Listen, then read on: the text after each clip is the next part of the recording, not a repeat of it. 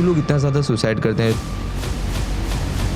इतना last option क्यों बचता है? That comes when the person is in the severe state of depression. उनको लगता है कि मेरा कोई हेल्प कर ही नहीं सकता, और करेगा तो भी लाइफ का क्या फ़ायदा है, even if I am out of this, मेरी लाइफ का कोई पर्पस ही नहीं है। लोग ये वर्ड यूज़ करते हैं anxiety. What is that? Anxiety को हम अगर सिंप्लीफाई करें तो लाइट हेडेड लगता है, काफ़ी बार पसीना आने लगता है, घबराहट होती है, समटाइम्स इतना ज़्यादा हो जाता है कि हम फेंट हो जाते हैं या तो चक्कर खा के गिर जाते हैं। देयर इज़ अ गम जिससे आपको एडिक्शन छूटता है, तो हाउ ट्रू इज़ दैट? अभी अगर एडिक्शन छुड़वाना है, सो एक बहुत ही कॉमन मिसकंसेप्शन है कि धीरे धीरे करके कम करेंगे। आज अगर 10 सिगरेट ले रहे, कल 8 करना है, फिर 6 करना है, 5 करना है। It does not happen that way. जो पेरेंटिंग स्टाइल होती है उसकी वजह से भी क्या कभी ट्रॉमा ट्रिगर होता है, ऐसा कुछ होता है? Yes. What is the biggest myth people have about psychiatrist? Psychiatrist पागल का डॉक्टर है। साइकियाट्रिस्ट के पास जाना दैट डज नॉट मीन कि आपको कोई मेंटल डिस्टर्बेंस है। इट्स जस्ट दैट आप अपनी मेंटल हेल्थ को इम्प्रूव करने के लिए जा रहे हो। ओवर थिंकिंग जो हो रही है उसकी फास्टेस्ट रीसेट ट्रिक क्या है?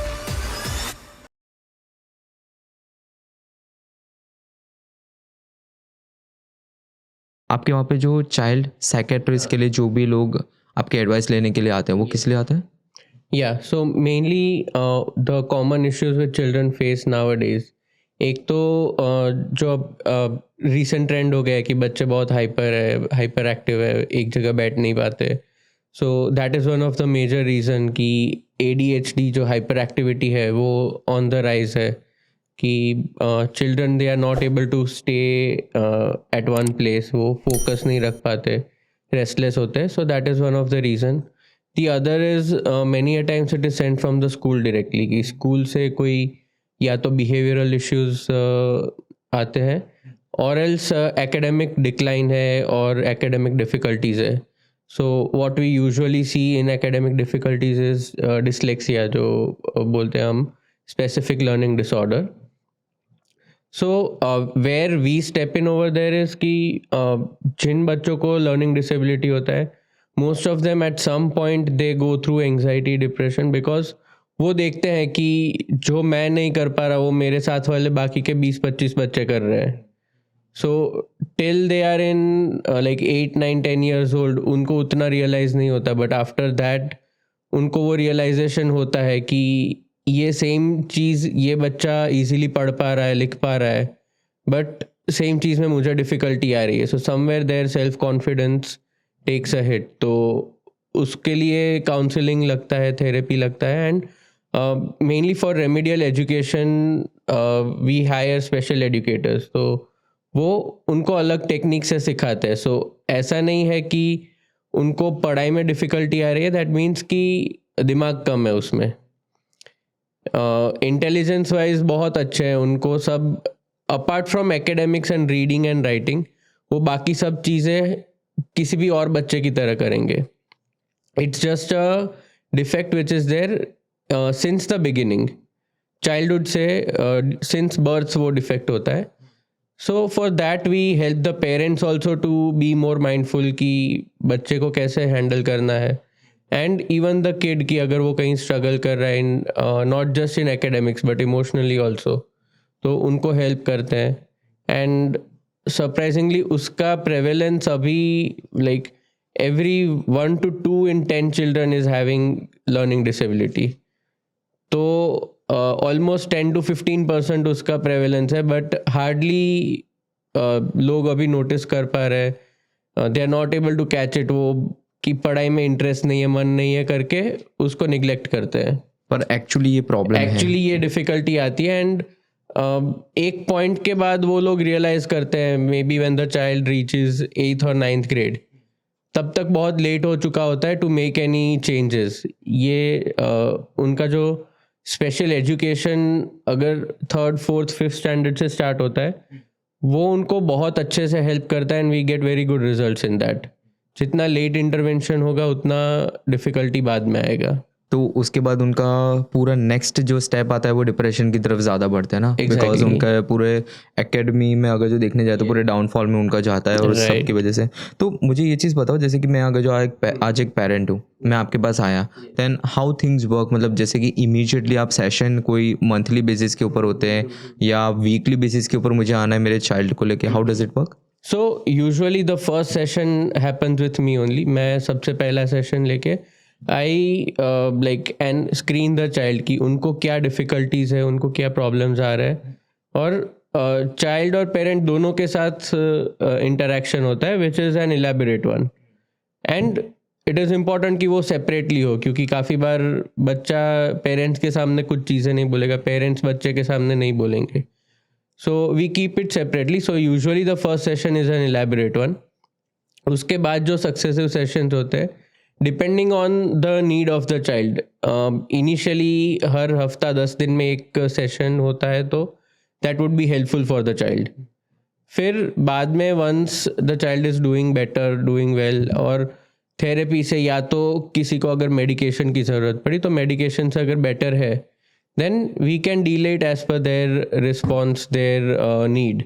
So it's like monthly treatment होता है या अपना वीकली बेसिस के ऊपर? It is very like customized from patient to patient. वो मतलब generalize वैसे नहीं होता कि हफ्ते या 10 दिन में बुलाना ही पड़ेगा. किसी को अगर ज़रूरत है तो every alternate day बुलाते हैं, and कोई अगर stable है, ठीक है, तो we call them once in 15 days or so. So it's not like कि कोई कोर्स है कि भाई आपको ये करना है, it's not like that, it's very customised, it depends upon the child as well as depends upon you. Yes, yes, exactly. So आपने कोई कॉमन चाइल्ड में प्रॉब्लम्स देखी हो जो आप देखते हो इतने टाइम से जब आप कंसल्ट करते हो, what are the common issues जो चाइल्ड आपसे बात करता है? So mainly one of the thing which they talk about right now is कि एक तो academic difficulty आती है स्कूल में, और sometimes parents are not able to understand that कि काफ़ी बार या तो पेरेंट्स ओवरलुक करते हैं या तो पेरेंट्स ओवर इन्वॉल्व हो जाते हैं वो कि- अपने सपने उनके ऊपर थोपना चाहते हैं, इस Exactly. तरह का। तो दोनों चीज़ें थोड़ा डेंजरस है. सो वी मतलब जो पेरेंट्स शायद ओवर इन्वॉल्व हो जाते हैं कि नहीं तुम्हें ये नहीं यही करना है, ये चीज़ ऐसे ही करनी है, और why are you not able to do this, तुम्हारे साथ वाले सब कर रहे हैं, why are you not able to do this. So this comparison generally उनको अफेक्ट कर जाता है, उनके कॉन्फिडेंस को अफेक्ट कर जाता है. तो वो एक चीज़ है जो we find very common nowadays, क्योंकि the change, the shift which is coming in the current generation is parents are less available for the children, and mobile phone or the net web, that is more available for children. तो जो उनको parents से सीखना है या तो उधर से उनको आना चाहिए, वो कहीं और से लेने की ट्राई करते हैं, कहीं और शेयर करने की ट्राई करते हैं. So that gets them into trouble. जो हम मोबाइल एडिक्शन, गेमिंग एडिक्शन के केसेस देखते हैं, primarily because of this reason कि पेरेंट्स इतना ज़्यादा इन्वॉल्व भी नहीं होते। इन्वॉल्व नहीं होते या तो बहुत इन्वॉल्व हो जाते हैं. So before we continue the whole podcast, ठीक है, मुझे आपके बैकग्राउंड के बारे में थोड़ा बताइए, हमारी ऑडियंस को थोड़ा बैकग्राउंड के बारे में आपके बताइए, as well as what made you to decide, like आप क्यों चूज़ कर रहे हो साइकेट्री को, ऐसा आपने क्यों इसका कोर्स किया और किस तरीके से आपकी जर्नी रही, इसके बारे में बताइए. Right. So basically my journey started with like the MBBS program. कि MBBS मैंने अपने होम टाउन से ही किया है, राजकोट गवर्नमेंट कॉलेज से. Then I went to Pune for my further education, masters के लिए. और उधर we have master's degree for 3 years, तो 3 साल MD psychiatry किया. After that I was very much curious and interested in child psychiatry. कि cases तो बढ़ रहे हैं, बट क्यों बढ़ रहे हैं, what is the reason behind that, what is the reason behind this shift. तो for further studies I went to Mumbai, Nair hospital. उधर मैंने child and adolescent psychiatry pursue किया. Then for around 9-10 months I worked with the Gujarat mental hospital, Ahmedabad mental hospital. And then I moved back to my hometown. I started my own setup over there. वाह that's great. वहाँ पे भी इतना अच्छा आपको response मिल रहा है, that's a very big thing. और पेरेंट्स उस चीज़ को एक्सेप्ट भी कर रहे हैं बेसिकली. एंड कोई स्टोरी या कोई ऐसी मोमेंट थी which made you think like कि नहीं मुझे ये फील्ड में जाना ज़रूरी है? So during MBBS हमें साइकेट्री का एक्सपोजर थोड़ा कम होता है, बट इंटर्नशिप में when we had those postings तो कोई केसेस आते थे, स्पेसिफिकली दोज केसेस की जो लाइक एक्सट्रीम वायलेंस के साथ आते हैं because of their mental state. वो बहुत वायलेंट हो जाते हैं. They are not able to like figure out कि वो पेरेंट्स के ऊपर भी कभी हाथ उठा देते हैं, और they are suicidal. They are too much upset कि वो लोग को आगे लाइफ जीने की ही इच्छा नहीं होती. इतने छोटे बच्चों को ऐसा? हाँ, बच्चे एंड इवन एडल्ट्स. या so when we treat them, when we counsel them, और जब वो घर जाते हैं या तो after a few days we see that response, उनके फेस के ऊपर जो स्माइल आता है, and mainly the parents, because this is a hidden illness. Mental illness is, you cannot see, you cannot quantify it. जैसे हम कोई ब्लड रिपोर्ट करवा सकते हैं, कोई एक्सरे स्कैन वगैरह करवा लिया, आप उसका रिपोर्ट निकाल सकते हो, बट इसका तो कैसे ही इसका निकालोगे? कुछ रिपोर्ट नहीं निकलेगा. सो जितना हिडन है उतना ही ज़्यादा परेशानी देता है, because people are not able to first realise on their own. Realise हो जाता है तो कन्वे नहीं कर पाते, and they suffer in silence. सो उसके पहले मेरे को ये बताओ कि what is the biggest myth people have about psychiatrist? ठीक है, बहुत सारे लोग कंफ्यूजन करते हैं. साइकोलॉजिस्ट, साइकेट्रिस्ट, बहुत सारी चीज़ें. इनफैक्ट मैं भी, मुझे खुद इनफैक्ट इसके बारे में बहुत ज़्यादा कंफ्यूजन रहता है, तो आप प्लीज़ ये क्लियर कीजिए. राइट. सो साइकेट्रिस्ट के ऊपर सबसे पहले तो जो बिगेस्ट मिथ है, साइकेट्रिस्ट पागल का डॉक्टर है. So it is not like that कि पागल का डॉक्टर है और the person who visits a psychiatrist is tagged as पागल. देयर इज नथिंग लाइक पागलपन या insanity. It is just that आपका माइंड तभी बैलेंस स्टेट में नहीं है, that's why you are behaving in a particular way. तो साइकेट्रिस्ट के पास जाना, दैट डज नॉट मीन कि आपको कोई मेंटल डिस्टर्बेंस है. इट्स जस्ट दैट आप अपनी मेंटल हेल्थ को इम्प्रूव करने के लिए जा रहे हो. And this thing which you asked, which is again very common, कि साइकेट्रिस्ट और साइकोलॉजिस्ट में क्या डिफरेंस है. सो psychiatrist is someone who has undergone the medical training. तो MBBS का जर्नी करके वो medically they know about the neuroscience. Okay. So what actually goes on in the mind, ये जो changes आते हैं वो क्यों आते हैं माइंड में, that happens with a psychiatrist, and they are licensed to prescribe the medicine. वो medicine prescribe करते हैं, वो treatment देते हैं, वो admit कर सकते हैं patient को for care. Whereas a psychologist, they study about like the human behavior. So neuroscience के बारे में नहीं, but behavior के बारे में वो study करते हैं. So what they are licensed to do is वो therapy देते हैं, वो counseling करते हैं, जो talk therapy हम बोलते हैं. And if they have a clinical experience, वो काफ़ी बार illness को diagnose कर पाते हैं. But they cannot prescribe the medication. The psychologist. Psychologist. So you are psychologist, right? Psychiatrist. Psychiatrist. So Yes. you have a very deep, all the prescription kind of thing, right? Yes. Oh, that's great. It is always better कि दोनों चीज़ें साथ में चले, because there is, मतलब दोनों का equal role है. So a psychiatrist can do both. वो counseling भी कर सकते हैं, medicine भी दे सकते हैं, whereas a psychologist can do the evaluation in a more elaborate manner, और वो काउंसलिंग करते हैं. सो इट इज़ लाइक कि ऑर्थोपेडिक डॉक्टर और फिजियोथेरेपिस्ट बराबर है. Got it. सो एक बार ऑर्थोपेडिक का काम खत्म हो जाता है, then the physiotherapist takes over कि ऑपरेशन हो गया, अभी तुम अपनी मोबिलिटी पे वर्क करो. अगर जो मैं मेंटल हेल्थ के बारे में बात करूँ तो एक 10 साल के बच्चे को समझ आए उस डेफिनेशन मुझे बताइए, because lot of people are not so much aware about the mental health. या सो अगर हम सिंपल टर्म्स में मेंटल हेल्थ को डिफाइन करते हैं, सो मेंटल हेल्थ जैसे हमारे बॉडी में अगर कभी विटामिन कम हो गए तो हमारे बॉडी को थकान लगेगी, हमें लेथार्जिक लगेगा, इतना एनर्जेटिक नहीं लगेगा. सिमिलरली हमारे माइंड में कुछ केमिकल रिसेप्टर्स होते हैं ब्रेन में.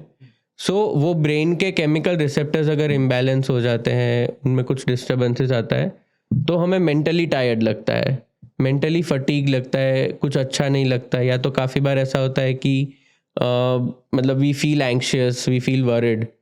तो दैट इज़ अ स्टेट कि आपके माइंड के, आपके ब्रेन के अंदर कुछ केमिकल चेंजेस आ रहे हैं which is not under your control.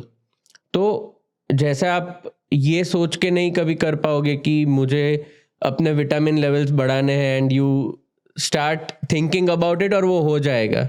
Similarly many a times this happens कि जो लोग मेंटली स्ट्रगल कर रहे हैं, पीपल अराउंड देम दे से कि तू थोड़ा ट्राई कर, तेरे से हो जाएगा, why are you not able to do it. But it is a basic scientific defect, a medical defect which is happening in the brain. तो वो चाहे कितना भी कोशिश करे, when the receptors are down, that will not happen. तो in simple terms कि it is just a medical disorder like a any physical ailment, कोई भी physical difficulties है, सिमिलरली आपको मेंटल डिफिकल्टीज भी आ सकती है. सो उसको ठीक करने के लिए you should maintain the mental health, right? Okay. So अभी उससे मेरा बहुत ज़्यादा एक इम्पॉर्टेंट क्वेश्चन जुड़ा हुआ है. आपके क्लिनिक जो है, ठीक है, डज दैट प्रोवाइड दी, अगर जो कोई बंदा स्मोकिंग कर रहा है, ठीक है, और बहुत सारे चाइल्ड होते हैं, ठीक है, 10 साल 12 साल की उम्र में they start smoking, college school में ही शुरू हो जाते हो, so do you provide that kind of treatment if our child is getting in to those things? Because तुम यंग होते हो, यू आर फ्यूरियस, ठीक है, तुम्हें फ़र्क नहीं पड़ता है, तुम 10 सिगरेट पी जाओगे, तुम्हें नहीं समझ भी नहीं आएगा, बट जैसे एज बढ़ेगी ना तो तुम्हें डिफरेंस समझ आएगा. ऐसा. सो do you provide this kind of de addiction treatments? Yes, so we have a de-addiction setup also. Mainly for children, जो हम addictions देखते हैं, एक हमारी बात हुई जैसे कि स्मोकिंग है, वो तो प्रेवेलेंट हो गया है in like because of social media, कि लोग देखते हैं कि स्मोकिंग इज़ कूल, तो दे वांट टू ट्राई और फिर एडिक्शन हो जाता है. अपार्ट फ्रॉम दैट चिल्ड्रन में मोबाइल गेमिंग, उन सब चीज़ों का एडिक्शन ज़्यादा प्रेवेलेंट है. सो मेनली जो चिल्ड्रन या एडोलेसेंट्स आते हैं, टीनेजर्स, दे कम और their parents bring them because of this reason कि वो लोग मोबाइल फ़ोन नहीं छोड़ पाते, गेमिंग नहीं छोड़ पाते. काफ़ी गेम्स ऐसे वायलेंट आते हैं which make them feel very connected, तो वो वायलेंस फिर एक्सटर्नल वर्ल्ड में वो लोग पोर्ट्रे करते हैं. So that thing which is there, that is more dangerous for kids and teenagers. तो उसके लिए हम काउंसलिंग थेरेपी अवेलेबल है हमारे यहाँ. और काफ़ी बार ऐसा होता है कि their behaviour gets too much upset. जैसे अगर एडिक्शन है किसी चीज़ का, अगर वो चीज़ आपने वो पर्सन से ले ली, so their behaviour will be affected.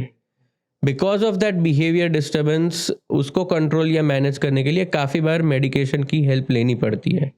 So that is also available. And when we talk about the centre, तो the centre we mainly use it to admit the adults. मतलब अबव 18 जो होते हैं, अडल्ट्स होते हैं, उनको for cigarettes, for smoking, then alcohol, cannabis और other drugs of abuse, उसके लिए we admit them, we keep them under observation, और उधर उनका मेडिकल पार्ट भी मैनेज होता है, एंड जो साइकोलॉजिकल क्रेविंग्स है वो भी मैनेज होते हैं. ओके. सो आप एक साइकेट्रिस्ट हो बेसिकली, तो आपसे बेटर आंसर मुझे नहीं लगता ये चीज़ का कोई कर सकता है. अगर जो कोई इंसान स्मोकिंग कर रहा हो, ड्रिंकिंग कर रहा हो, कैनबिस ट्राई कर रहा हो, तो लोग है ना इससे बहुत ज़्यादा एडिक्शन में हो जाते हैं, और लोग ऐसा बोलते हैं कि अरे मैं अब छोड़ नहीं पा रहा हूँ, मेरे से ये ओवरकम नहीं हो पा रहा है. तो that is really actually related to mental health. मतलब आपकी मेंटल इलनेस बेसिकली वहाँ पे हो रही है, या किस तरीके से होता है? Yes. So generally what we talk with them, उनको क्या बोलते हैं, और उनके रिलेटिव्स को भी यही एक्सप्लेन करने की हम ट्राई करते हैं, that whenever a person is addicted to any substance or anything for that matter, वो एक मेडिकल इलनेस है. जैसे आपको अगर कोविड हुआ होता या तो डेंगू हुआ है, so you take that treatment. आप और 4 लोगों को नहीं ऐसे छुपा के रखोगे कि नहीं मुझे ये चीज़ हुई है. you will go with the doctor and you will take the treatment. Similarly, addiction भी एक medical illness है. Addiction होता क्यों है? Because जो एक happy receptor होता है जो हमारे brain में dopamine करके, वो dopamine stimulate होता है when you use that substance of addiction. और usually हम कुछ अच्छा या pleasurable करते हैं तो dopamine release होता है. तो जो डोपामीन, जैसे हम लाइक कहीं बाहर घूमने गए, कुछ अच्छा खाना खाया, so those are the pleasurable things for us, तभी हमारे माइंड में डोपामीन रिलीज होगा. तो let's say that would be happening around 4 to 5 times a day. But when a person is using a substance, तो वो जब भी सिगरेट स्मोक करेगा, दिन में 10 बार करेगा, तो वो 10 एक्स्ट्रा टाइम डोपामीन रिलीज होगा. और फिर जाके माइंड को या ब्रेन को वो आदत पड़ जाएगी कि ये इतनी बार डोपामिन मेरा रिलीज होना चाहिए. अगर नहीं हो रहा है then it is boring for me और इट इज़ नॉट प्लेजरेबल, या तो उनको विड्रॉल आता है.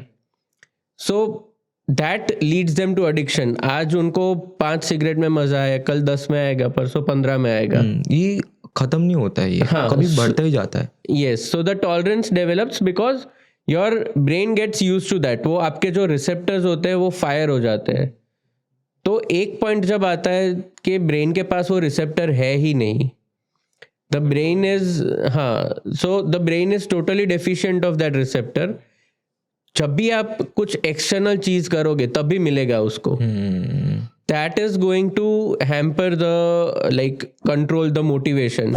कि ऐसा नहीं है उनको समझ नहीं आता, उनको समझ आता है कि ये चीज़ बॉडी को हार्म कर रही है, बट वो कंट्रोल नहीं कर पाते बिकॉज एट दैट पॉइंट उनके ब्रेन से वो सिग्नल आ रहा है कि यू नीड सम प्लेजर, आपको कुछ करना है. अगर जो कोई स्मोकिंग कर रहा है, अगर जो कोई अल्कोहल कंज्यूम कर रहा है, ये लोग कैसे, अभी अगर जो कोई भी साइकेट्रिस्ट के पास नहीं गए तो उनको आप क्या एडवाइस देना चाहोगे? और अगर जो वो नहीं जाना चाहते हैं और अपने खुद से दूर रहना चाहते हैं कि नहीं भाई हम ये सब चीज़ों में नहीं पढ़ना चाहते हैं, तो वो कैसे, उनको क्या एडवाइस दोगे? As well as there is a gum जिससे आपको एडिक्शन छूटता है, तो हाउ ट्रू इज़ दैट? तो सबसे पहली बात कि अगर आपको एडिक्शन है या if you are even using it, काफ़ी बार हम यूज़ करते हैं daily but we feel in our mind कि हम एडिक्टेड नहीं है, हम तो बस मज़े के लिए कर रहे हैं, we are not addicted to that. वो पता कब चलेगा कि आप उसको छोड़ नहीं पा रहे हो, even though when you know कि वो हार्मफुल है आपके लिए, आप उसको छोड़ नहीं पा रहे हो. दैट मीन्स दैट वारंट्स कि आप उससे एडिक्टेड हो. अभी अगर एडिक्शन छुड़वाना है, सो एक बहुत ही कॉमन मिसकंसेप्शन है कि धीरे धीरे करके कम करेंगे. आज अगर 10 सिगरेट ले रहे, कल 8 करना है, फिर 6 करना है, 5 करना है. It does not happen that way. Masalas also. Masala, mawa, whatever people. Yeah. So similarly, with all the like addictive substances, धीरे धीरे करके कुछ बंद नहीं होता है. If you want to stop it, वो आज लिया कल से बंद.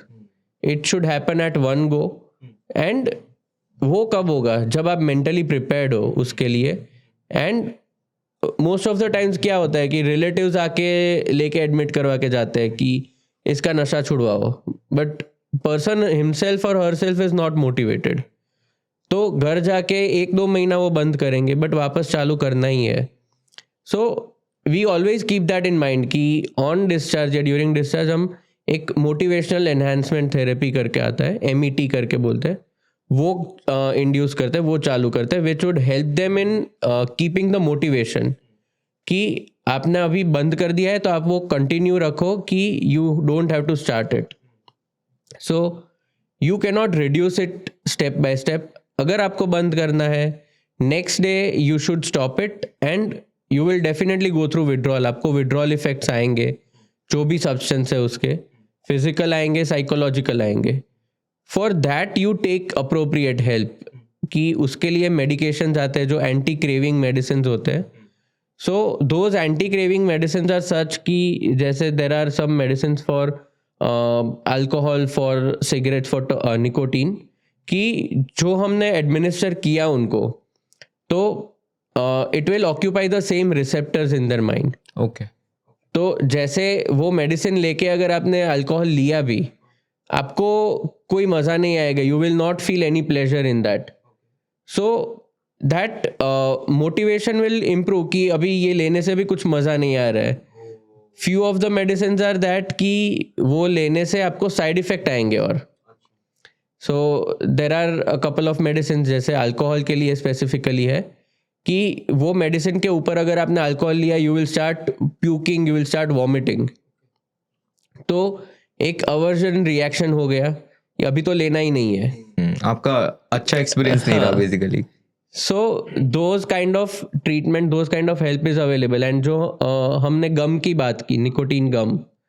सो निकोटीन गम क्या होता है कि it is a safer option for cigarettes, but gradually वो भी हमारे माइंड में होना चाहिए कि इससे भी हमें निकलना है. तो सिगरेट में हार्मफुल सब्सटेंस क्या होता है कि एक जो स्मोक होता है which we inhale, that is the main substance which hampers the physical health. जो निकोटीन होता है that affects the mental health. तो अभी हम फिजिकल पार्ट को रिमूव कर रहे हैं, but we are substituting it with nicotine gums, जो आपका साइकोलॉजिकल क्रेविंग को सेटिस्फाई करेगा. But over a long period of time we can not continue that also. तो एक पॉइंट के बाद वो भी हम बंद करेंगे. But yes, it helps in reducing the smoking और it helps in controlling the urges for smoking. आपके यहाँ पे कोई ऐसा कोई क्लाइंट आया हो या किसी को इतना बुरा एडिक्शन हुआ हो, उसकी कोई स्टोरी आप बता सकते हो अभी रिसेंट टाइम्स में कभी कुछ हुआ हो तो? सो मेनली ये एडिक्शन होता है, वो वी से कि वो एक पर्सन का इलनेस नहीं है, वो पूरे फैमिली का इलनेस है. क्योंकि वो एक पर्सन सफ़र नहीं कर रहा है, उसमें पूरा फैमिली कर रहा है. So similarly we had a case some time back कि अराउंड 35-40 ईयर्स का यंग मेल अडल्ट था and he was consuming too much alcohol, was addicted to alcohol. और बिकॉज ऑफ दैट वो काम नहीं कर पा रहा है अच्छे से, तो फाइनेंशियल बर्डन आ रहा है फैमिली पे. And the child is very young, 8-9 साल का बच्चा था. तो the father is not available for the child and financially भी बर्डन आ रहा है. सो mainly he had come because at some point he realized कि I am not setting a good example for my child. क्योंकि वो धीरे धीरे देख रहा था कि मेरे चाइल्ड में बिहेवियर इश्यूज आने लगे हैं because of my drinking patterns and my behaviour upset. So that was his motivation कि मुझे ये कारण के लिए अपना अल्कोहल छुड़वाना है. And since 6 months he is of alcohol और वो अपना काम भी कर रहा है अभी. And like with kid also he's enjoying more now. So things like this, it really helps us कि पूरा एक फैमिली का हम quality of life we are helping in that. It's not just कि एक पर्सन को हम चेंज कर रहे हैं. डॉक्टर ज्वलन, मैं अगर जो एक सच्ची बात बताऊँ, अगर जो मैंने अपने एक्सपीरियंस में देखा है ना, तो फॉर एग्जांपल लेते हैं, मेरे एक्सपीरियंस में मैंने 2-3 चीज़ें ऐसी देखी है कि अगर जो मैंने पहली बार ट्राई किया और मुझे वो चीज़ नहीं पसंद आई ना, तो मैं दूसरी बार कंज्यूम नहीं करूँगा. और मैं कभी उससे अटैच्ड ही नहीं होता हूँ, मैं उस चीज़ से बहुत दूर रहता हूँ कि नहीं, मेरा एक्सपीरियंस इतना ज़्यादा अच्छा नहीं है. This has been happened with me for multiple times. But मैं जब यंगर एज में था ना, तो बोलते हैं ना वो पीयर प्रेशर आता है दोस्तों का, उसमें तुम्हें पहली बार कोई चीज़ नहीं पाई, फिर तुमने दूसरी बार ली, फिर तीसरी बार ली, फिर वो कूल दिखने की और हाँ ऐसा फ्लॉन्टिंग करने की तुम्हें आदत पड़ गई एंड तुम्हारे रिसेप्टर्स उसमें ही पूरे चले गए. तो ये कॉमन पैटर्न यंग एज में भी बहुत ज़्यादा होती है, स्मोकिंग को लेके तो बहुत ज़्यादा. अगर जो आप अहमदाबाद में देखोगे, दिल्ली की साइड तो ऐसे भी ज़रूरत पड़ती नहीं स्मोकिंग की, फिर भी ऐसा, but still like lot of people smoke a lot. The youngest like child for addiction which I have seen is 8 years old. क्या बात कर रहे हो, 8 साल का बच्चा? 8 साल का बच्चा. He was consuming tobacco orally and parents को जब पता नहीं होता है, he use to smoke cigarettes also. 8-9 साल का बच्चा. And he use to say कि मेरे सभी फ्रेंड्स बड़े ही है, वो सब करते हैं तो मैं भी करता हूँ. They don't have that knowledge of right and wrong. उनको वो पता ही नहीं है, सब कर रहे हैं ग्रुप में तो वो भी करने लगे. एंड 8-9 साल की एज में अगर तुम कुछ कंज्यूम कर रहे हो and you have the whole life in front of you, तो आगे फिर क्या, व्हाट कैन वी एक्सपेक्ट कि वो जाके कब उससे बाहर निकलेगा और कैसे निकलेगा. व्हाट डू थिंक, जो मैंने एडवाइस, अगर जो मैं एक एडवाइस अपनी ऑडियंस को देना चाहूँ तो क्या जो मैं बोल रहा हूँ मेरी एक्सपीरियंस में, क्या वो सही कि आप पहले वो चीज़ है ना कूल बनने के लिए ट्राई मत करो। और पहला मतलब मुझे नहीं पता कोई भी इंसान इस पॉडकास्ट को देख रहा हो और उसको पहला स्मोकिंग का पफ लेके गंदा एक्सपीरियंस ना हुआ हो, मुझे नहीं लगता है ऐसा। सबका वाहियात और वर्स्ट एक्सपीरियंस होता है just to flaunt to people कि हाँ भाई मैं फूक सकता हूँ। उसकी वजह से मेरे को ऐसा लगता है कि people get into this habits.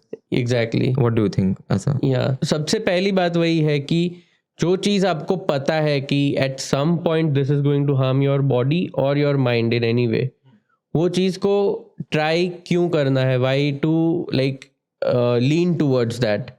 उसको अगर आप ट्राई नहीं करोगे, and this is something which I am seeing in the coming generation, कि जैसे जो जेंजीज हम बोलते हैं, specifically they are like staying away from alcohol more than our generation.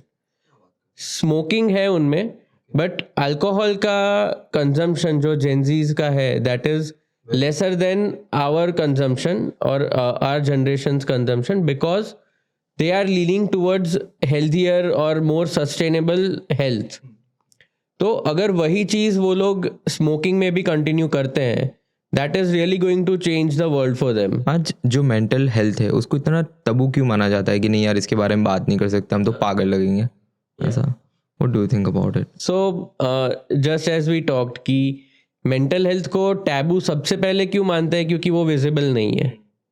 और जो चीज़ हमारे सामने नहीं है, या तो it is like God for us, और इट इज़ लाइक कि ये चीज़ होनी ही नहीं चाहिए। अगर ये है तो कुछ पाप कर दिया है, there is something wrong with you as a person. So वो एक बड़ी चीज़ है, बड़ा फैक्टर है कि people they don't talk about it. दूसरा रीज़न क्या है कि जो हमें मूवीज़ में दिखाते हैं, जो मीडिया पे दिखाते हैं, they show a very different picture for mental health. According to them, जैसे अगर आप कोई मूवी देख रहे हो, अगर कोई बंदा रो रहा है, डिप्रेस्ड है, तो you won't connect with that person. अगर वो पर्सन इतना वायलेंट है कि वो जाके 10 चीज़ें तोड़ देगा, वो जाके 10 लोगों को मार देगा, तो वो हमें एक्शन देखने में मज़ा आएगा। जितना वो सेल करेंगे उतना मेंटल हेल्थ स्टिग्मेटाइज हो रहा है कि मेंटल हेल्थ और mental illness is only related to this. अगर कोई इंसान मेंटली फिट नहीं है तो वो बिहेवियरली डिस्टर्ब्ड ही होगा। So that is something which is very different, कि अगर आपको स्ट्रेस फील हो रहा है, which is very common with everyone now, so that is some that demand some attention from you कि mentally you are not doing that well, तो उसको आप ठीक करो। हम एक्सरसाइज करने के लिए जिम में जाते हैं, जिम में जाके वी फ्लॉन्ट आवर बॉडीज की we are working out and we have a good physique, we are in good shape, but we never go to a therapist और अ साइकेट्रिस्ट की we are taking care of our mental health also. हम mentally भी इतना resilient है, इतना fit है, उससे हम थोड़ा दूर हटेंगे। अगर जा भी रहे तो आजू बाजू देख के एंटर होंगे कि कोई देख तो नहीं रहा है, कोई जान पहचान वाला नहीं है when I am entering your clinic. So जो मूवीज, सोशल मीडिया जो मेंटल हेल्थ को जिस पर्सपेक्टिव से दिखा रहा है, again that is very different from the actual thing which you go through. और उसके कारण ही लोग बात करना थोड़ा कम प्रेफर करते हैं, क्योंकि उनको भी लगता है कि लोग जज करेंगे। जो एक सिंड्रोम सबसे ज़्यादा अभी चलता है कि लोग क्या कहेंगे syndrome. So people are willing to sacrifice their own happiness just by thinking कि दूसरे वाला क्या सोच रहा है। ओके जो पेरेंटिंग स्टाइल होती है उसकी वजह से भी क्या कभी ट्रॉमा ट्रिगर होता है, ऐसा कुछ होता है? यस। सो पेरेंटिंग जो एक इश्यू है, एक जो इमर्जिंग टॉपिक ऑफ डिस्कशन है, वो क्यों है? Because there are very different views of everyone. कि कोई बोलता है कि तुम अपने बच्चे के साथ हमेशा रहो, उनको कोई तकलीफ नहीं आनी चाहिए। कोई बोलता है कि इतना पैम्पर नहीं करना चाहिए, उसको छोड़ दो, जो भी कर रहा है करने दो। या सो छोड़ते हैं तो बोलते हैं अरे यार ऐसे कैसे छोड़ दिया, पकड़ते हैं तो बोलते हैं अरे इतना क्यों पकड़ा हुआ है। Exactly. True. So the ideal thing to do in parenting is to strike a balance. आप अपने बच्चे के लिए अवेलेबल रहो, बट इतना भी अवेलेबल मत रहो दैट ही और she is not doing anything. At the same time neglect भी नहीं करना है. So that parenting style we call as authoritative parenting. कि उसमें जो स्टाइल है पेरेंटिंग का, दे स्ट्राइक अ बैलेंस. कि अगर बच्चे को रिक्वायरमेंट है, नीड है पेरेंट की, they are more than available. But ऐसा नहीं होगा कि फिर मेरा सब काम पेरेंट ने कर दिया और कुछ मुझे करने ही नहीं दिया, मुझे कोई हार्डशिप से जाने ही नहीं दिया. Not that way, and not the other way also कि एक भी गलती कर दी तो सीधा पनिशमेंट दे दिया. Punishment is driving the child. ऐसा भी नहीं होना चाहिए. So there should be a balance. Yeah. Can somebody completely heal from the past? आप समझो कि अगर जो किसी के पास बहुत गंदा पास्ट ट्रॉमा है, जैसे कि विजुअली मेरी लाइफ में ऐसा पर्सनली रहा हुआ है जहाँ पे मेरा एक्सपीरियंस मेरी पास्ट में इतना ज़्यादा अच्छा नहीं था. तो मैं फ्रैंकली बताऊँ तो मैं तो अभी तक हिल 100% नहीं हो पाया हूँ. स्टिल मुझे वो सब चीज़ें याद आती है जो मेरे पास में मेरे साथ पहले हुई है, जो स्कूल के टाइम के ऊपर हुई है, what I had been went through out my school life. जहाँ पे आप समझो एक मैं गुजराती मीडियम का बंदा था and been to English medium, and उसके बाद जो मेरा एक्सपीरियंस हुआ was not that great. So अभी भी मेरे को कभी कभी वो हॉन्ट करता है. एंड मैं अपनी स्कूल लाइफ को 100% इग्नोर करता हूँ. लाइक मुझे नहीं इसमें इन्वॉल्व होना. सो ऐसा मेरे साथ पर्सनली हुआ है. तो ऐसे बहुत सारे लोग होंगे जिनका एक्सपीरियंस ऐसा लाइफ में हुआ होगा जहाँ पे वो अपने ट्रॉमा से ऊपर ही नहीं आ पा रहे. Yeah. So what is the solution of it, and can somebody actually heal from it? So healing is possible. जब हम बात करते हैं पास्ट ट्रॉमा की या तो चाइल्डहुड ट्रॉमा की, कोई डिफिकल्टीज की, healing is always possible and healing is, I would say, necessary also. Healing is basically Accepting and like part of it moving on with that also. Or the first step to healing is identifying it. कि अगर आप वो चीज़ को दबाते रहोगे, ignore करोगे, उसके बारे में बात ही नहीं करोगे, आइडेंटिफाई नहीं करोगे, तो हीलिंग का प्रोसेस स्टार्ट ही नहीं होगा. फिर वो लेक्चर लगेगा कि मैं आपको समझा रहा हूँ, आप बस सुन रहे हो, but you are not implementing in life. So healing is definitely possible from your past traumas. But कोई एक्सपीरियंसेस या कुछ डिफिकल्टीज का थोड़ा इम्प्रेशन रह जाता है माइंड में. जैसे हमें फिजिकली कुछ लगता है, फ्रैक्चर आता है, तो एक स्कार रह जाता है. So that will be there which will not cause equal amount of pain, क्योंकि आपका पेन चला गया. When you have done healing, when you are like process the thing very thoroughly, तो वो पेन है उसके साथ एसोसिएटेड, वो चला गया है. बट कभी माइंड में आता है तो हमें लगता है कि अरे ये थोड़ा गलत हुआ था मेरे साथ. But you don't sit the whole day and think about it कि मेरे साथ क्यों हुआ, ऐसा होना ही नहीं चाहिए था, this is not acceptable only. So we can come out of that zone. मैं पर्सनली अगर जो मेरे एक्सपीरियंस में बताऊँ, या मुझे नहीं पता लोग क्या करते हैं, आप मुझे भी गाइड कर सकते हो इसके ऊपर, एंड डेफिनेटली लोगों को भी एक अच्छा एक्सपीरियंस मिलेगा इसके ऊपर. मैं पर्सनली ऐसा सोचता हूँ जो भी मेरे पास्ट ट्रॉमास और एक्सपीरियंस के बारे में, कि एक जर्नी है लाइफ, ठीक है. अगर जो ये नहीं होता तो आज शायद मैं यहाँ पे नहीं होता. Exactly. So this is the part of a journey. सबको सब कुछ सही से मिलना ज़रूरी नहीं होता है. So this is what I thought, and उस तरीके से अभी तक मैं मूव ऑन कर पाया हूँ ऐसा. So is that a good thing, या इससे भी तुम्हें ज़्यादा आई गेस ऊपर की ट्रीटमेंट थोड़ी चाहिए होगी? No that see when you have certain hardships, कोई नेगेटिव एक्सपीरियंस होगा, आप चाहे अग्री करो या ना करो, but you are learning something out of it. आप कौन से पर्सपेक्टिव से वो चीज़ को देख रहे हो, that will define your mood at that point. अगर आप उसको लर्निंग देख रहे हो तो आप थोड़ा कम अपसेट होगे.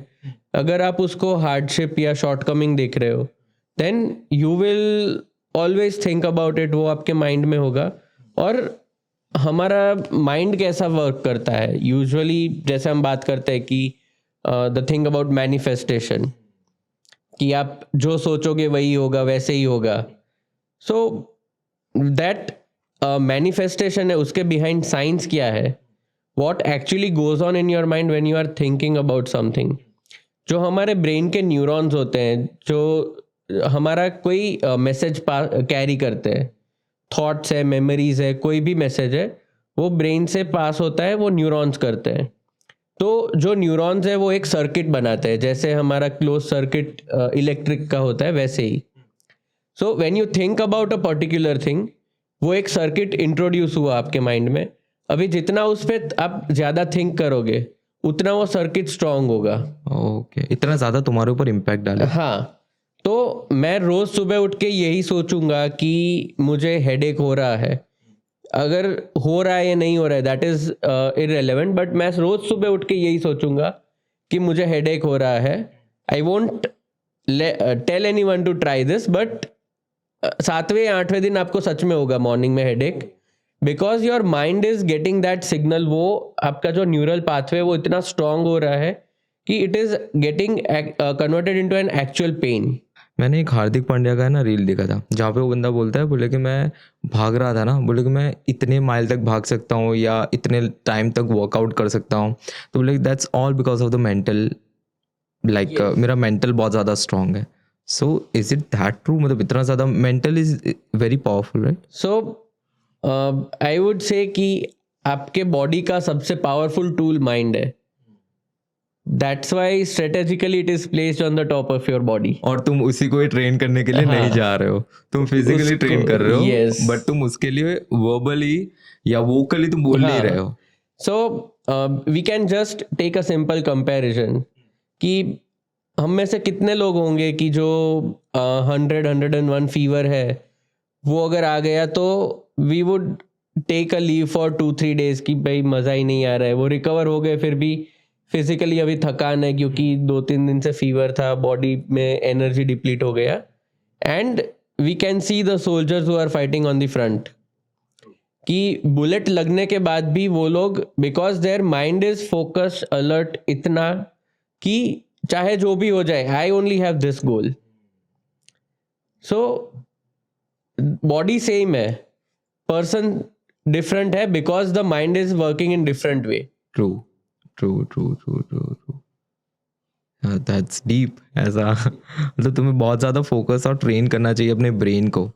वो सबसे ज़्यादा इम्पोर्टेंट तुम्हारा हथियार है एक तरीके से बोलो तो. Exactly. You cannot even move your hand without the help of your brain. अगर आपके ब्रेन से वो सिग्नल या कमांड ही नहीं आएगा, आप मॉर्निंग में आँख खुलेगी but you won't be able to raise your body. आजकल इन बहुत सारे लोग ये वर्ड यूज़ करते हैं, एंग्जाइटी. ये क्या है? मुझे अभी तक इतना ज़्यादा समझ नहीं आया. या what is that? So anxiety को हम अगर सिंप्लीफाई करें तो आपके बॉडी के अंदर जो अलार्म है वो चालू हो गया है, और वो अलार्म सिस्टम जैसे बर्गलर अलार्म होता है वैसे वो अलार्म सिस्टम बहुत तेज़ी से चल रहा है. It has alerted all the organs of your body, all the nerves of your body. So you are in that nervous overload and the peak of it is nervous breakdown. तो आपके body में हर एक organ है वो alert हो जाता है. So if we start from top to bottom, क्या होता है कि लाइट हेडेड लगता है काफ़ी बार, या तो चक्कर आते हैं, वी स्टार्ट परस्पायरिंग, पसीना आने लगता है, फिर कभी लगता है कि हार्ट बीट फास्ट हो गई, तेज़ हो गई, जो mainly we confuse with heart attack. वो हार्ट अटैक वाले सिम्टम्स आते हैं कि घबराहट होती है, ब्रेथलेस फील होने लगता है. समटाइम्स इतना ज़्यादा हो जाता है कि हम फेंट हो जाते हैं या तो चक्कर खा के गिर जाते हैं. मतलब लाइक इतना सारा ओवर थिंकिंग हो जाता है एक साथ. या तो it can be over thinking at that point, मतलब जो एक मोमेंट है वो कर जाता है, और else it is something which is piling up from a long time. Okay. तो उसको डिफ्रेंशिएट करने के लिए एक सिंपल एग्जांपल ले सकते हैं कि अगर आपने like you are travelling on a road और आपने देखा कोई एक्सीडेंट है and someone has passed away in that accident, तो तुरंत वो जो एक फीलिंग आएगा, that is that immediate response. वो एक मोमेंट ही ट्रिगर कर गया आपको. And when you are not doing very well in your relationship और योर जॉब, और डेली आपको वही थॉट आ रहे हैं, you are consumed in that, and after a month और 2 months वो इतना ज़्यादा हो रहा है कि अभी कोई प्रॉब्लम भी नहीं है, फिर भी आपका माइंड या आपका बॉडी प्रॉब्लम ढूंढ रहा है, अलर्ट सिस्टम में ही है, वो अलार्म बंद ही नहीं हो रहा है. तो डिप्रेशन है. तो वो क्या होता है? डिप्रेशन और एंग्जाइटी बहुत ज़्यादा अलग है, या एंग्जाइटी के बाद डिप्रेशन आता है? So those are 2 different terms. Anxiety मतलब घबराहट, कि एंजाइटी होने के लिए डिप्रेशन होना ज़रूरी नहीं है. हम इधर बैठ रहे बात कर रहे, eight that point also I can be anxious. So anxious can be like कि अच्छा फ्यूचर में ऐसा हो गया तो ये हो गया तो उस तरीके का. Yeah, so anxiety can be psychological and physical both. And anxiety is a normal response, a normal reaction. Anxiety disorder कब बोलते हैं? जब वो मतलब it is happening without any reason. जैसे अगर आप एग्जाम देने जा रहे हो और आपको एंग्जाइटी हो रही है, दैट डज नॉट मीन कि आपको थेरेपी या साइकेट्रिस्ट की ज़रूरत है. बट अगर आपकी एग्जाम भी नहीं है, आप शांति से घर पे बैठे हो, nothing is happening, nothing is wrong, still you are very anxious, आपको पैनिक जैसा लग रहा है, आपको घबराहट हो रही है, तो you need to think, you need to take a step back और जाके देखना है कि क्यों हो रही है, and you need to talk about it to a professional. कोई एक बार कोई एग्जांपल बताओगे एंजाइटी का, कोई पेशेंट आपके पास आया हो तो what was the problem? So mainly anxiety के जो पेशेंट्स अभी आते हैं, the main thing specifically in our age group from 18 to 45 is, one is work pressure, क्योंकि वर्क प्रेशर बढ़ता जा रहा है, वर्क लाइफ बैलेंस नहीं रह रहा है.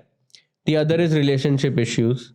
तो वो दोनों के कारण काफ़ी बार people are too much involve in that. तो उनके माइंड में वो ज़्यादा स्पेस ऑक्यूपाई करता है, उनके थॉट्स इतने ज़्यादा बढ़ जाते हैं कि they are not able to pay attention to what is happening in front of them, और उनको घबराहट होती है, थॉट्स बढ़ जाते हैं. तो उसके कारण से वो लोग यूजुअली काउंसलिंग के लिए या तो समटाइम्स मेडिकेशन के लिए भी आते हैं. And if you want to differentiate depression from this, तो डिप्रेशन मतलब उदासी, कि हमें कुछ अच्छा नहीं लग रहा है, कहीं मन नहीं लग रहा है हमारा, एंड नींद नहीं आ रही या तो बहुत आ रही है, भूख या तो बिल्कुल नहीं लग रही या तो बहुत लग रही है. So it is affecting our day to day activities. एंड उसमें भी वैसा कि अगर आज का दिन ही अफेक्ट कर रहा है, we won't call it depression. For it to be called depression, minimum 2 से 3 हफ्ता वो कंटिन्यूस रहना चाहिए, that state of mind. And even if there is a trigger और देर इज़ नो ट्रिगर, कि आपको जैसे वर्क पे कोई चैलेंज आया, आपके बॉस ने आपको डांट दिया, तो वही दिन आपको अच्छा नहीं लगा, दूसरे दिन आप नॉर्मल काम पे गए, दैट इज़ नॉट डिप्रेशन.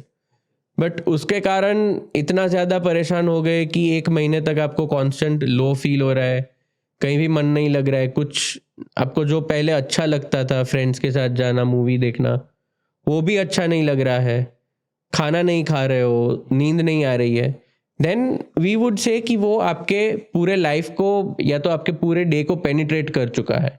मतलब उसको बेसिकली क्लिनिकल डिप्रेशन बोलेंगे. हाँ. और ये लो फील करना, अच्छा ठीक है आज बॉस ने डांट दिया या मेरी गर्लफ्रेंड के साथ झगड़ा हो गया, that's completely normal. That is fine, that is normal, and वो नॉर्मल ह्यूमन रिस्पॉन्स. अगर वो नहीं आ रहा है then it is problematic.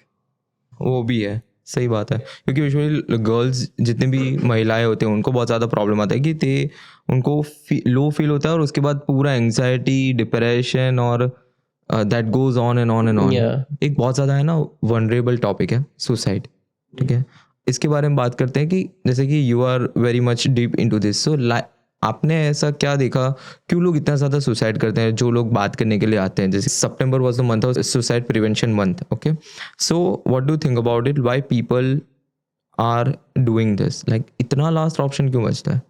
So Y suicide happens, कि लोग वो स्टेज या वो स्टेप कब लेते हैं, when they feel totally hopeless, when they feel कि इसके आगे कुछ है ही नहीं लाइफ में, और the life itself is too hopeless and like too helpless, कि कुछ होगा ही नहीं मेरे से आगे और मुझे भी कोई हेल्प नहीं कर सकता. तो when that state of mind comes, and that comes when the person is like in the severe state of depression, कि उनको लगता है कि मेरा कोई हेल्प कर ही नहीं सकता, और करेगा तो भी लाइफ का क्या फ़ायदा है, even if I am out of this, मेरी लाइफ का कोई पर्पस ही नहीं है. So basically it's not that कि वो खुद को कुछ करना चाहते हैं जो एक्चुअली सुसाइड कमिट करते हैं. इट्स नॉट दैट कि वो लोग को दे फील प्लेजर और they feel joy in doing that, but they want to escape from this pain. उनको पेन से रिलीज चाहिए, उनको लाइफ से रिलीज नहीं चाहिए. So at that point of time, if we as a society, not just as a professional but as a society, if we are able to hold their hand और उनको बोलते हैं कि we are there for you, we understand you, तो we can save that life and we can bring back that hope in them. So basically अगर जो कोई इंसान इतना ज़्यादा सुसाइडल थॉट्स ला रहा है या उसको आ रहे हैं, तो if they visit you can you help him? Yes, definitely. So that is something which can be done कि कोई suicidal thought भी आ रहा है किसी को, जैसे घर पे या आसपास या तो फ्रेंड्स में कभी ऐसा बोलता है कि अरे यार जीने की कोई मज़ा ही नहीं आता, या तो कोई फ़ायदा ही नहीं है जीने का. एंड फ्रेंड्स में टिपिकली इन मेल्स हम देखते हैं कि ठीक है भाई जाने देना, चल बाहर जाके आते हैं, थोड़ा घूम के आते हैं, ऐसा कुछ नहीं होता करके we ignore that. But that person is actually seeking that help somewhere. That person is indicating most of the cases of suicide, जितने भी केसेस होते हैं, most of them they will show some signs before that. या तो वो family से, friend से विड्रॉ होने लगेंगे, या तो they will start talking about like pessimistic things या तो निहिलिस्टिक थिंग्स कि भाई लाइफ का कोई पर्पस ही नहीं है, जीने का कोई मज़ा ही नहीं है.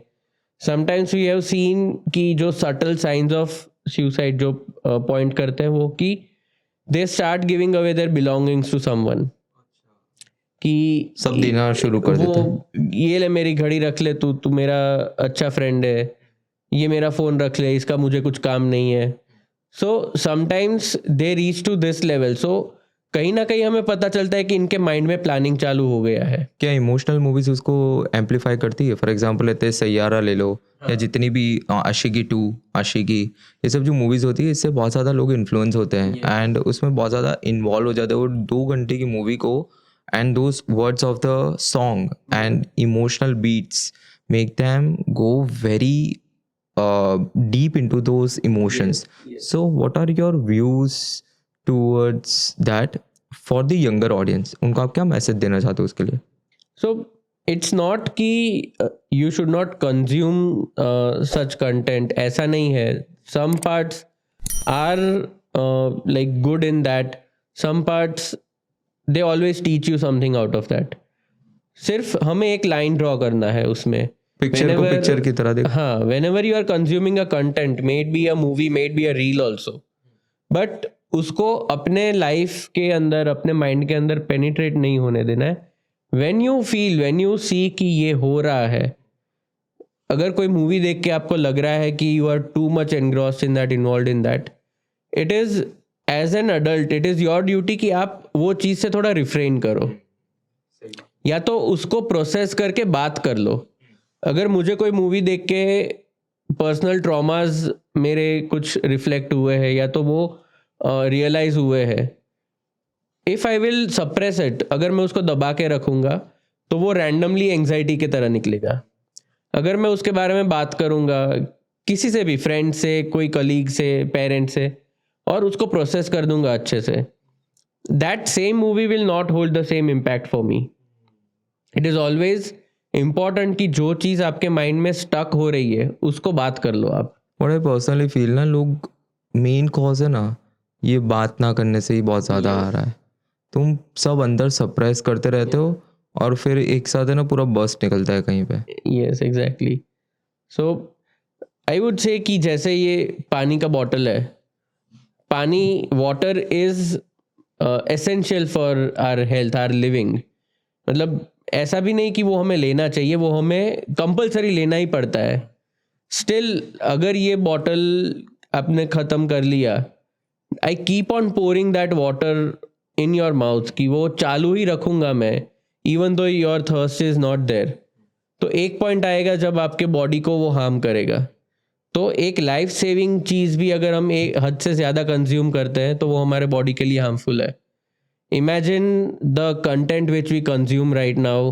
Imagine the substances we consume right now.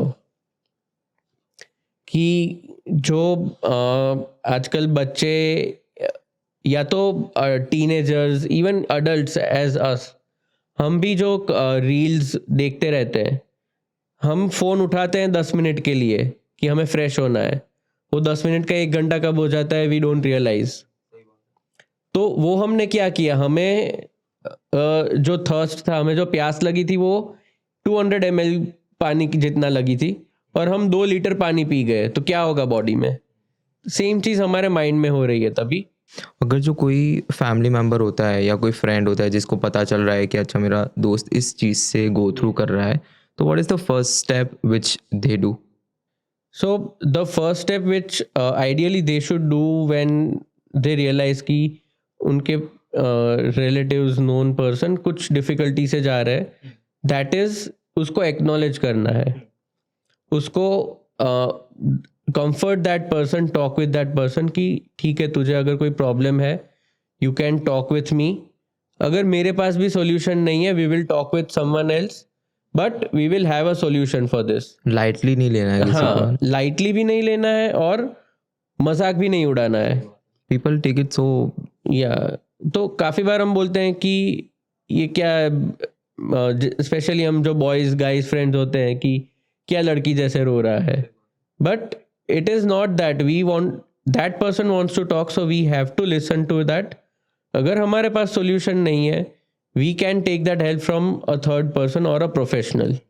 But जब आप कम्युनिकेशन एक्टिव रखोगे, ओपन रखोगे, इतना कंफर्टेबल रखोगे, तो सामने वाले का कंफर्ट लेवल, सामने वाले का स्ट्रेस ऑटोमेटिकली कम हो जाएगा। सुसाइड प्रिवेंशन के लिए आप कौन सी हेल्पलाइन है या कौन से रिसोर्सेज आप रिकमेंड करते हो अभी? सो फॉर सुसाइड प्रिवेंशन जो हमारा एक नेशनल हेल्पलाइन है which is called as TeleMANAS. TeleMANAS. हाँ, वो निम्हांस जो एक प्रीमियम इंस्टीट्यूट है साइकेट्री का, they have started with the national government. उसका जो हेल्पलाइन नंबर है विच इज़ 14416। तो वो 24/7 फ्री हेल्पलाइन है।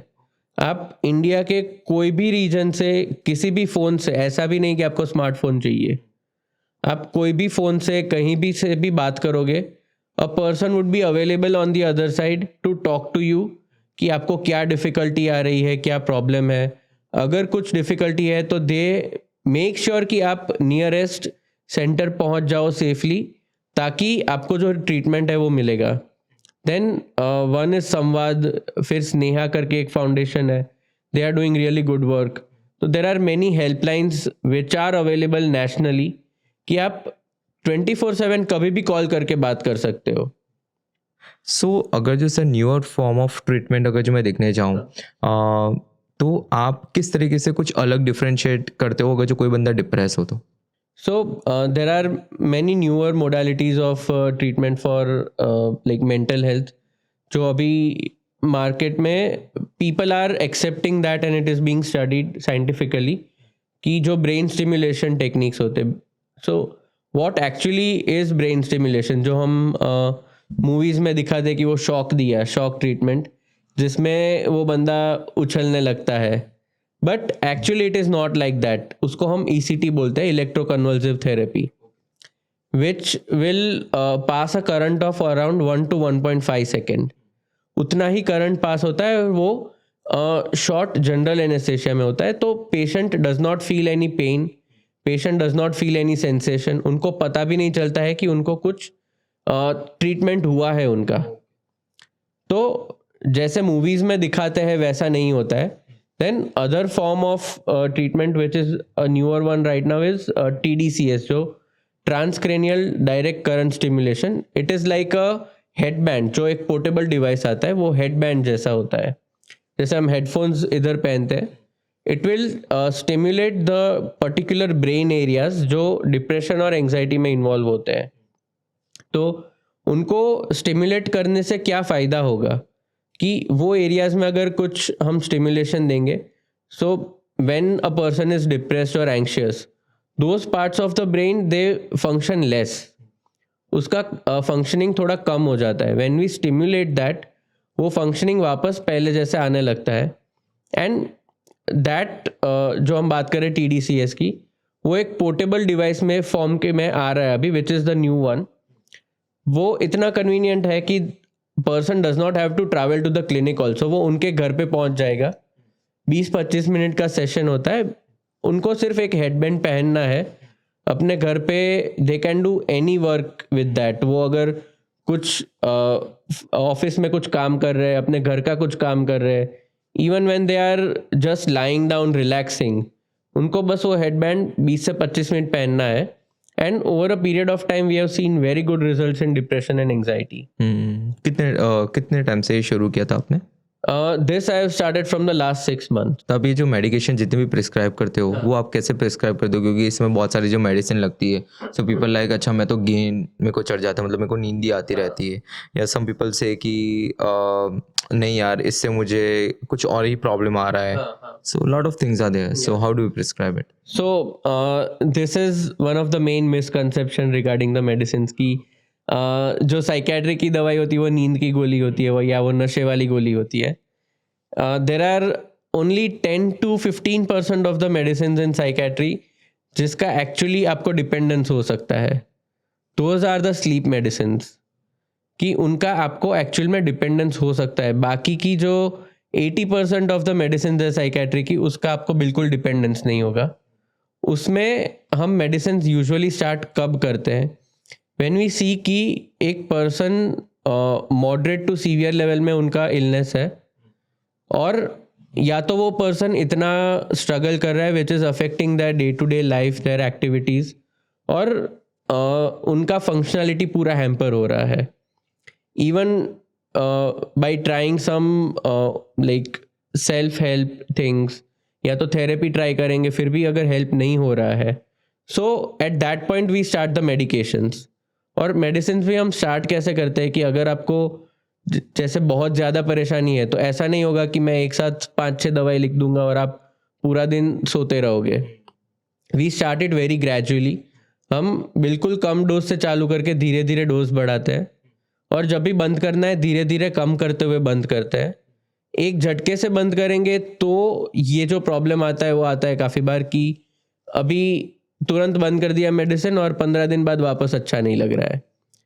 So if we go very systematically, वो मेडिसिन इजीली हम बंद कर पाते हैं after their desired duration of treatment. अगर जो कोई इंसान डिप्रेस्ड है और आपके पास आता है तो कितने टाइम में वो ओवरकम कर सकता है? Is it going to be 6 months, 1 month? As you have already said कि वो कस्टमाइज्ड रहता है, बट स्टिल एक समझो कि मॉडरेट या हाई लेवल बंदा है जो बहुत ज़्यादा डिप्रेस्ड है, ऐसा वो अपने आप को ऐसे सुसाइडल थॉट्स में लाता रहता है बार बार, और अपने दोस्त के साथ भी नहीं बात करता है, अलोन है, और ड्रिंक भी करता है, और ऐसे बहुत सारे कॉमन ट्रेड्स होते हैं जो यूजुअली जो पिक्चर में हम देखते हैं और वही लोग एक्चुअली अडॉप्ट करते हैं.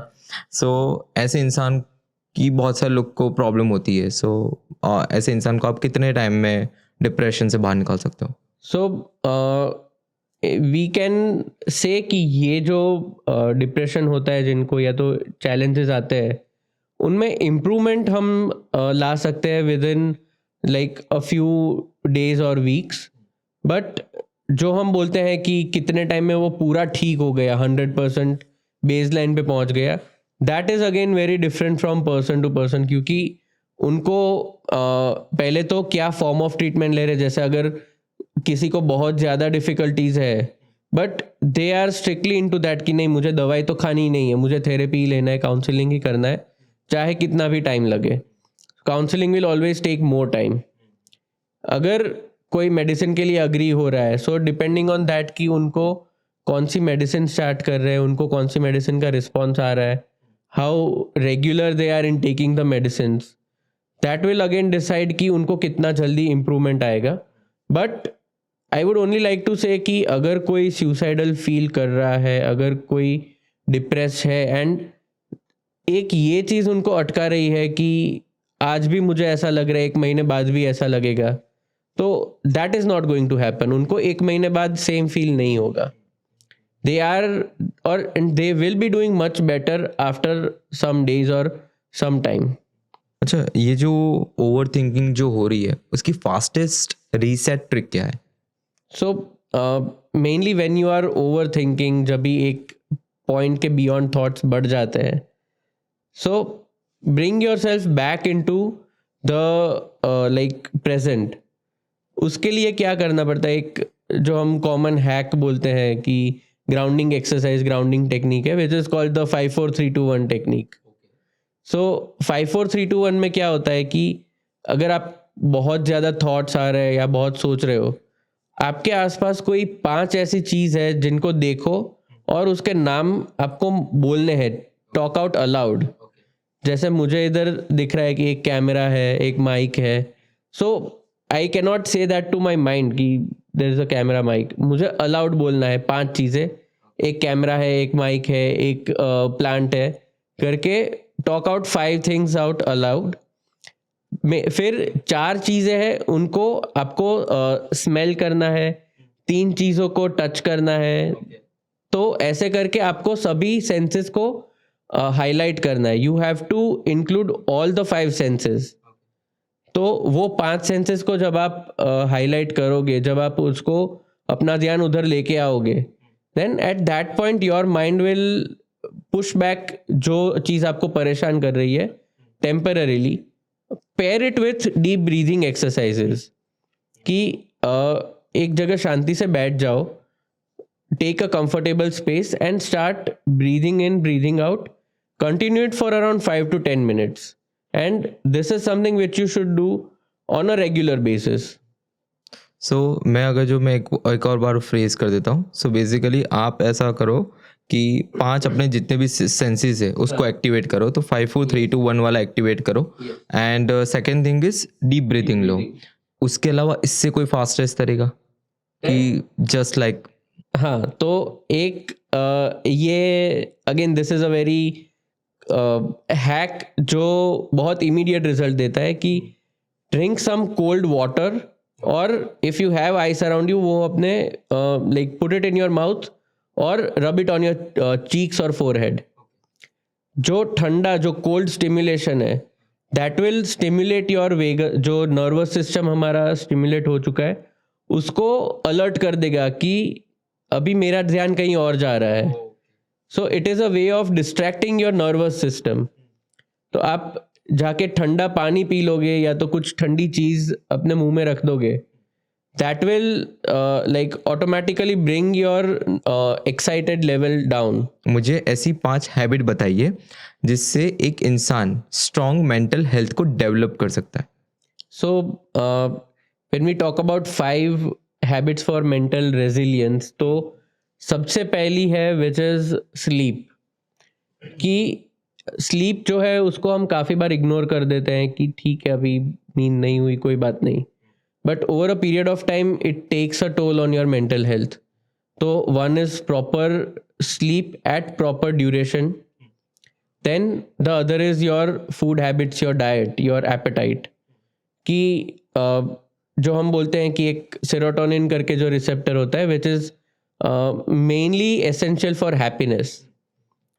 आपके माइंड में, आपके ब्रेन में जितना सेरोटोनिन होगा उतना आप खुश रहोगे. सेरोटोनिन की बॉडी में सबसे ज़्यादा मात्रा हमारे पेट में होती है, गट में.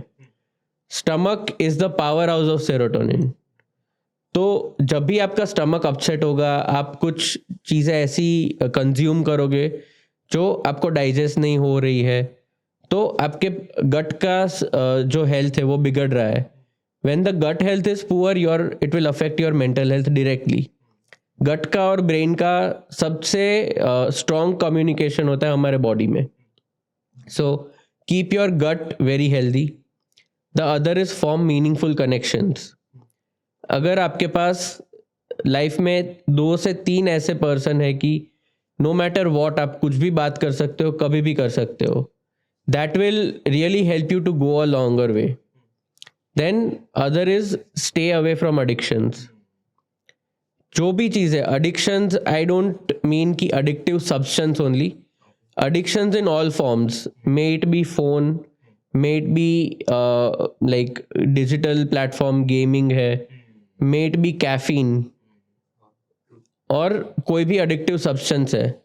There should not be anything which is holding you back कि अगर ये मेरे दिन में नहीं है आज तो इसके बिना मेरा दिन नहीं कटेगा. सही बात है. ऐसा कोई भी चीज़ नहीं होना चाहिए दिन में.